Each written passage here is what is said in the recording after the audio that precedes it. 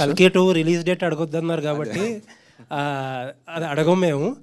But ఏంటంటే ప్రభాస్ గారు left right centre మొత్తం ప్రాజెక్ట్స్ అనౌన్స్ చేసుకుంటూ వెళ్ళిపోతున్నారు. అసలు మీకు ఎప్పుడు టైం ఇచ్చారు? ఆ స్క్రిప్ట్ వర్క్ ఎంతవరకు అయింది? అదే ఇంటర్ రిలేటెడ్ క్వశ్చన్ ఇది. అంటే మీరు you wore a T-shirt of కే.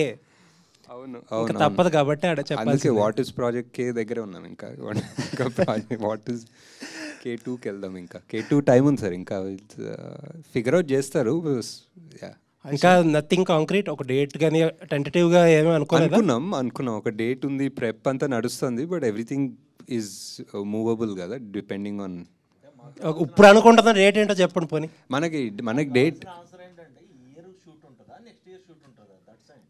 నన్ను అడిగితే నాకు అంటే ఇప్పుడు మీరు టెంటేటివ్ మూవ్ అవ్వచ్చు, కానీ ఇప్పుడు అనుకుంటున్న డేట్ ఉంటుంది కదా, తర్వాత మూవ్ అవ్వచ్చు. ఈ ఇయర్ ఎండింగ్ సార్, ఈ year ending around. Okay. And ఇంకొక క్వశ్చన్ ఏంటంటే చాలా మంది అడగమంటున్న క్వశ్చన్, ఫస్ట్ పార్ట్లో చాలా అక్కడ ప్రభాస్ గారిని కొంచెం తక్కువ డ్యూరేషన్ చూపించారు. How it will be in the second part? ఎక్కువ డ్యూరేషన్ చూపిస్తాం బాగా, మోస్ట్ ఆఫ్ దిట్ వస్తుందా? అది కాదు, అవును డెఫినెట్లీ. అంటే బికాజ్